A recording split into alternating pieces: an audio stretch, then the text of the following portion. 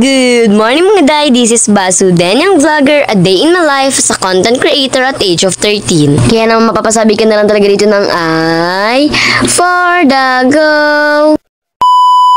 For today's video, wala pa naman nga talaga dapat masyadong ganap ang buhay ko. Gawa ng gusto ko pa nga magpahinga, gawa ng para ang gibat-gibat ng katawan ko. Pero ito, narinig ko nga na magluto nga rin po pala dito sila dada ng ulam namin for today's video. Kaya naman makikiososyo tayo for today. Nakatay nga rin po pala sila dada for today's video nga ng manok. Kaya naman samahan nyo nga ako maki-video for today's video. Ang eto naman nga sila mama, sila kuya mo, tsaka sila baby storm. Naliligo na nga talaga dito. Aba, nag-i-enjoy ang baby storm. Iskurin nga talaga itong farm. Buti na nga lang talaga. Nung nakauwi na nga kami galing sa hospital, ay napakaganda na nga talaga ng panahon dito. Ito na nga at nanguhuli na nga dito sila dada for today's video nga ng manok. Napakaswerte naman na magbe-birthday for today's video na manok. Grabe naman magbe-birthday, hindi ganun. Videohan ko na nga lang din yan dyan, pero kakaunti nga lang yung video ko dyan. Gawa na hindi ko rin nga talaga kayang tignan yung manok na ginaganto nga talaga nila. Awan ko ba, basta hindi ko talaga kaya. Kahit nga baboy, kapag kinakatay nila ang baboy, hindi ko nga talaga kayang magtagal dun sa may gilid nila habang kinakatay nila yun. Para ba kasing naaawa ko na para bang gusto ko na lang ulit silang buhayin. Basta sila dada busy dito sa pag-aayos nito nga po palang lutuin na manok for today's video. Tapos ako naman for the video lang naman. Ito naman nga si Storm at for the kain naman ang perso. Aba naman may kanya-kanyang buhay ang mga tao dito. Inyo nga po pala makikita ang mukha ko for today's video habang nagluluto dyan sila Kuya Imon tsaka sila dadagawa ng taga-video nga lang talaga ako. Tapos po opo, taga-video lang gawa ng hindi ko pa naman nga talaga kaya masyadong gumalaw-galaw. Kapag nakapag-TikTok na ako, yan sige okay na ako yan.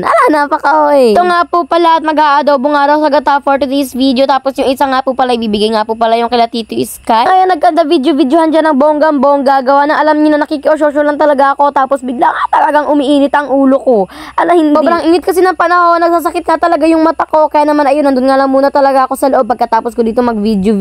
Huwag na tayo magreklamo pa. Minsan lang naman gumanda ang panahon dito. Tutulong nga po pala si Mama for today's video. Kaya naman nagbalot at naghati na nga talaga siya dito. Nito nga po palang papaya. At tignan niyo naman ang mukha ng mama ko. Nakakunot ang noo. Gawa ng sobrang init nga talaga. Parang hindi kinakaya. Halos kahit hindi ka naman stress, mapapakunot noo ka talaga. Nga po pala at fast forward. Naluto na nga po pala dito. Ito nga po palang inadobo sa gata. Naman nga ito naman nga raw iihawin for today's video. Aba naman, nakakamiss din naman talaga kumain ng mga ganito. Pero syempre, bawal masobrahan. Kaya naman ngayon lang din ito. Mga nakaraan naman kasi puro bili nga lang talaga kami dun sa may labas ng hospital. Gawa na syempre, hindi naman tayo pwedeng ipagluto ni Dada dun sa may mismong hospital. Nyos ko naman kayo. Pwede naman sigurong hatidan kami doon. Ang kaso nga lang, wala nga magbabantay kay Baby Storm. Alam nyo naman. Naman pwedeng iiwan yan kay Kuya Moon. Gawa ng baka mamaya biglang umiyak tapos tumakbo pasunod kay Dada. Baka nakasunod pa yan hanggang dait.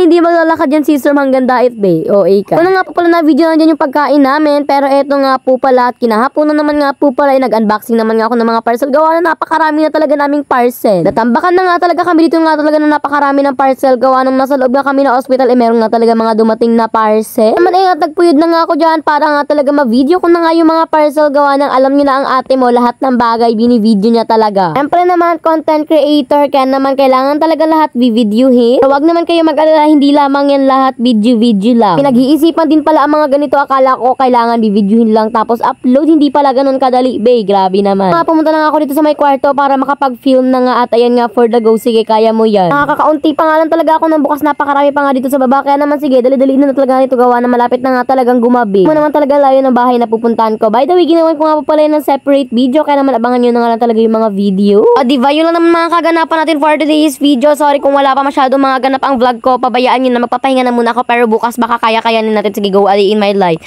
Napakadaldal mo na naman. Sige, maging lumpia rapper ka na naman. Hanggang dito na nga lang po pala ang ating vlog. Yun lang, salamat Ben. God bless. Thanks for watching.